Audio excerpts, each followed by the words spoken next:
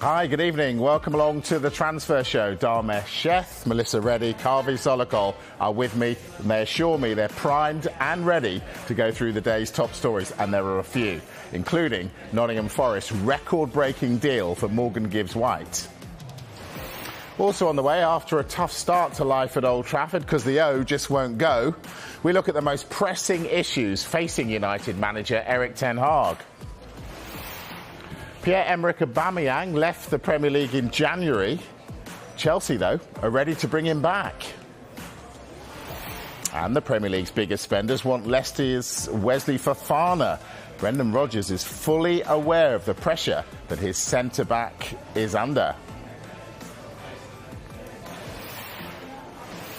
Of course, the story of the day, Carvey, is there a possible takeover at Manchester United? So first of all, is United up for sale? Look, I don't think officially Manchester United are for sale. There isn't a for sale sign hanging on Old Trafford.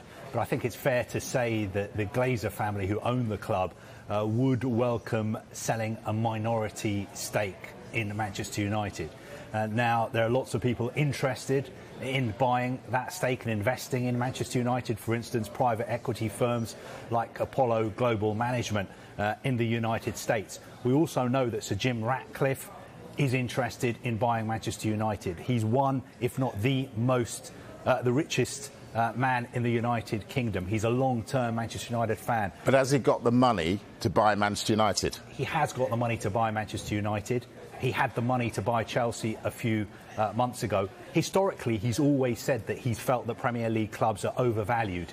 He's thought paying billions of pounds for a Premier League club doesn't make sense. He bought Nice in France for about £100 million. Now, what is interesting is if you look at the New York Stock Exchange today, at this moment, Manchester United's shares are $13.91. They've gone up 13% this week. That values the club at about £2 billion. Now, there is no way, if the Glazers wanted to sell United, they would sell it for £2 billion. They would want something around £5 billion.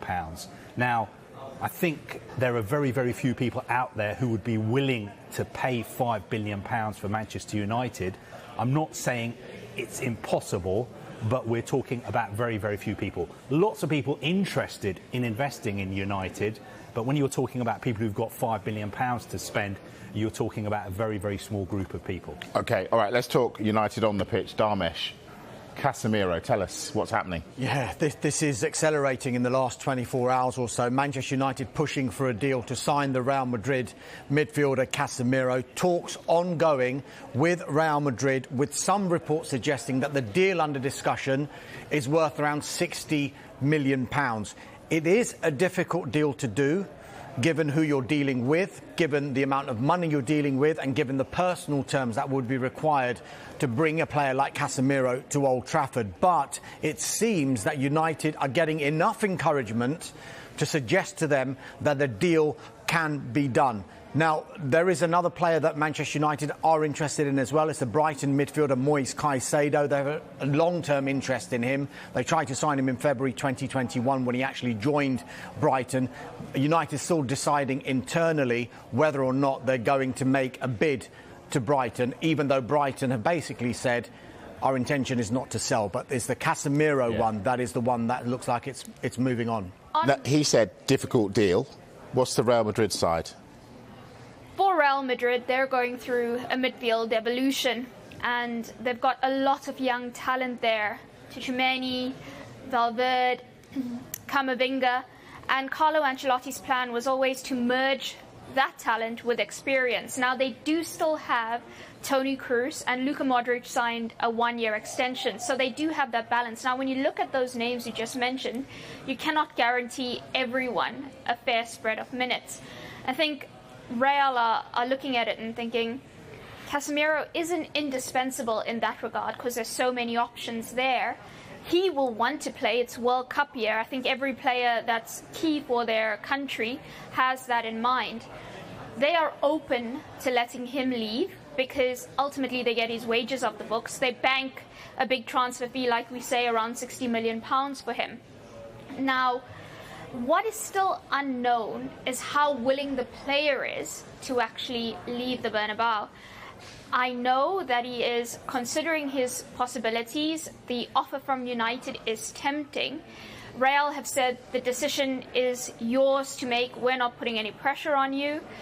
We will appreciate and respect anything you say. But can you actually leave a club with the prestige of Real Madrid and the Champions League to go to the Europa League? We'll wait and see. We absolutely will. Right, let's stick with United. Forwards, what's happening? Loads of names being bandied around with regard to forwards and Manchester United, and one which is a familiar one from earlier on in the transfer window has re-emerged. It's the Ajax forward Antony. Extremely difficult one to do given the valuation. That's why it wasn't working earlier on in the window. The gap between what Ajax wanted and what United were prepared to pay, far too big. I was told yesterday that United are expected to make an offer for him. Today, kind of just like cooled a little bit in the sense that they're now deciding whether they're going to go in for Ajax's Antony, simply because of the valuation that he would demand, basically. There's been a feeling that the player would want to move. However, Ajax are planning for him this season. He's already started both of their league games so far. PSV Eindhoven's Cody Gakpo, he is another player. Could be an easier deal to do because he'd be cheaper, but United will have to wait until at least next Wednesday because PSV are involved in Champions League qualifiers. One that could be the most sensible option is one we brought you yesterday, was Christian Pulisic, and that would be on loan from Chelsea. It would solve Manchester United's short-term needs and also that of the player, because he wants regular first-team football. He's the USA captain ahead of the World Cup, and that would also allow Manchester United a bit of breathing space. So if they have longer-term targets like Antony, they could potentially revisit those in January or next summer. Pulisic has a few suitors. I know Newcastle United retain an interest in him. Juve have been looking at him. Atletico considering him. So I think he's got a few decisions to make. And ultimately for Chelsea, they'd prefer a sale. And they'd prefer a sale abroad or even a loan abroad. It doesn't make sense to them to allow him to go on a temporary deal to United. So I think they would encourage him to look elsewhere beyond the Premier League. What about a forward that Manchester United have already got? Some bloke called Ronaldo. What's going on? Look, I mean, the situation is that Ronaldo still wants to go. Manchester United still want to keep him. I think he may be allowed to leave United in the next couple of weeks, especially if United sign a forward. We just heard Darmesh talking about the possibility of them signing somebody like Antony from Ajax. I just think, looking at the bigger picture, if we're talking about investors, Cristiano Ronaldo is so famous. He's such a global superstar that if I was thinking of investing in a club like Manchester United, of course it's an attractive proposition. But at Manchester United, with Cristiano Ronaldo in the squad and on the pitch, is an even more attractive proposition. Just picking up on what Carve said, we're talking about so many positions that Manchester United want to fill. There's a forward. We think they want two midfielders. Those are the priorities. But they're also looking for a goalkeeper and, it seems, potentially a right-back. Now, there is an interest in Borussia Dortmund's Thomas Meunier, the Belgian international. That would require a number of pieces to fall into place. First of all, Dortmund haven't got any real need to sell him, and they don't want to sell him because they have to bring in a replacement. And also, probably Manchester United, to bring someone like Meunier in, would probably have to sell one or loan one of their right backs. Now, there is the case of Aaron Wan-Bissaka, and I've been told in the last half an hour that talks are ongoing between Manchester United and Crystal Palace for a return to Selhurst Park. We think that Crystal Palace want a loan, and potentially with an option that could turn into an obligation depending on playing appearances. As far as United are concerned, yes, they would be open to offers, but they wouldn't be too dissatisfied if it comes September the 2nd. Wan-Bissaka is still a Manchester United player, but they are sympathetic towards Wan-Bissaka and his need for regular first-team football, which he may not be able to get given the current situation at United. Sure, United struggling to do deals. Chelsea, not so. Aubameyang. Could that is he one that Chelsea are after and it could happen? Yeah, definitely. They've already spent about £150 million. If they get all the players they want, they could end up spending £300 million this summer. As far as Aubameyang is concerned, Chelsea are now in formal talks with Barcelona. I think Barcelona, because of their financial problems and the fact they haven't sold De Jong yet, I think they would be open to letting him go, but only for about £20 million. I think at the moment Chelsea probably offering about half that. Now, what is interesting is that Chelsea really do need a number 9. You saw at the game at the weekend, they need somebody to finish off the chances they're creating. Aubameyang would appear to fit the bill. Staying at Chelsea as well, Antony Gordon. Talks still continuing with Everton about a deal for him. He's a player who Thomas Tuchel likes a lot. He wants him, but I think they're going to need to offer more than £50 million to tempt Everton to sell him. Sure. Of course, we've been talking Wesley Fofana, haven't we? Another target for Chelsea. Brendan Rodgers asked about the defender's state of mind, given all this noise about his future. This is what Rodgers had to say. It's a challenge for any player, and I think for clubs around this time, you know, when the window's open and there's lots of speculation and lots of noise that goes on with it, and especially for a young player, you know, at 21 years of age, and all the speculation that has surrounded him and all the noise around him. So, and that's why we're here, to try and help him and educate him and deal with all these types of rumours and speculation that goes on. Rumours, speculation. Melissa, let's do a bit of that. Are they going to get him? Chelsea? If Chelsea put together a world record fee for a defender to get Fofana, I cannot see Leicester being able to turn that down. They have been quite clear that they have to offload players in order to fortify the squad. They've not made signings. Brendan Rodgers is in an incredibly difficult position because that team has been in need of a refresh for quite a while.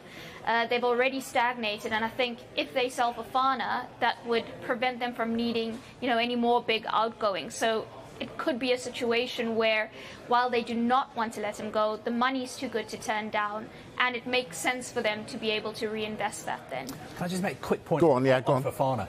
Rodgers made it clear that he has not put in an official transfer request. Also, Rodgers did say that if he ever felt that a player wasn't in the right frame of mind because of transfer speculation, he would be prepared to not play him. What is interesting is that a week on Saturday, Leicester are playing Chelsea, I think at Stamford Bridge. So is there a sense that if the deal was to be done, it would be done after that? Because Leicester wouldn't want to be in a position where potentially he could play against them in 10 days' time. Although, having said that, if they were to wait until after the 27th, then that wouldn't give them much time to sign a replacement. So for a really, really tricky one, but Brendan Rodgers spoke a lot and he made it clear that he wants Fofana to stay, and there's been no transfer request. Sure. Dharmesh, we've spent all summer saying Frenkie de Jong, is he going to Manchester United? Is he going to Chelsea? Well, when you speak to Thomas Tuchel in a news conference, he always says that a defender and a forward are the priority positions. But if you look at what's happening in the midfield areas just now, Conte is injured, Kovacic is injured, Kante and Jorginho are into the final year of their contracts, and maybe it's more of a long-term process with regard to Frenkie de Jong. So, make no mistake about it, I think Chelsea would be in for him. As far as Manchester United are concerned, they've been chasing him the whole transfer window. He's Erik ten Hag's #1 target. As it stands now, I'm told that the door is not closed on Frenkie de Jong, but it's unlikely as it stands. And I think there's a reversal in approach with regard to United. Whereas before we were saying Frenkie de Jong all the way, and they're keeping alternatives warm. Now it seems that they're keeping Frenkie de Jong bubbling in the background, maybe sending a message of brinkmanship, if you like, to Barcelona, while they look at these alternatives and try to bring somebody else in. Absolutely loads going on then. So, all 20 clubs, after the break, we'll tell you what's happening with your club. That's coming. And also, we'll hear from Antonio Conte. We'll look him in the eyes. See you in a moment. Discrimination. Let's kick it out.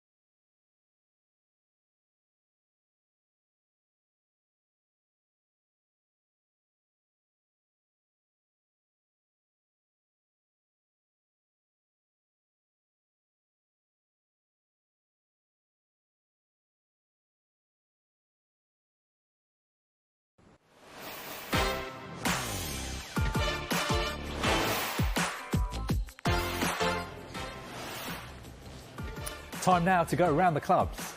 Certainly is. Udinese are interested in Arsenal right-back Hector Bellerin, but a return to Spain remains his preferred destination. Aston Villa could look at the loan market to find cover for Diego Carlos. He's unlikely to play again this year. Bournemouth manager Scott Parker says the club are not finished in the market, but nothing's close. Brentford have re-signed centre-back Matthias Jorgensen. His previous deal expired last month and he signed a new one-year contract. Fulham in talks with Brighton over the signing of striker Neal Maupay. Chelsea working on more big moves in the market. Talks continue for Aubameyang, Fofana, Gordon and De Jong. Crystal Palace are interested in Manchester United defender Aaron Wan-Bissaka and Watford winger Ismaila Sarr. Frank Lampard still wants another forward and Armando Broja remains a target, especially if Anthony Gordon moves to Chelsea. As well as interest in Neal Maupay, Fulham are in advanced talks to sign Roma's Justin Kluivert. Leeds United looking for a forward and they continue to be linked with a move for Watford's Ismaila Sarr.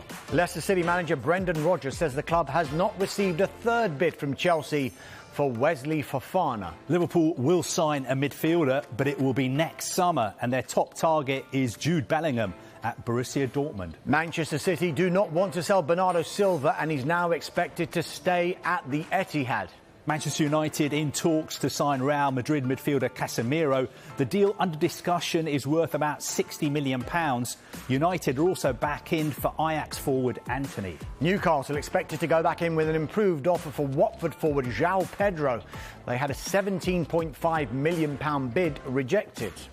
Nottingham Forest have agreed a deal worth £25 million up front for Wolves midfielder Morgan Gibbs-White. He's been Forest's #1 midfield target all summer. Southampton are one of a number of Premier League clubs interested in Benfica striker Gonzalo Ramos. Antonio Conte says he thinks Spurs are OK as far as any more new arrivals are concerned. He says a player has to come in if anyone else leaves. West Ham United expected to go back in for Club Brugge midfielder Hans Vanaken after having a €10 million bid rejected. Wolves turned down 3 bids from Forest for Morgan Gibbs-White before they decided to sell.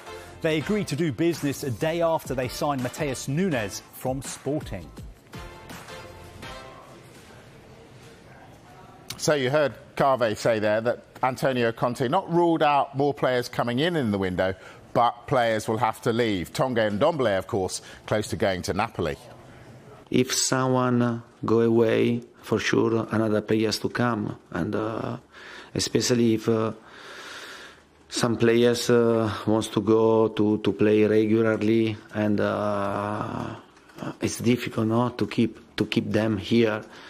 But at the same time, has to be very clear that if some player wants to go to play, and I have to replace this player.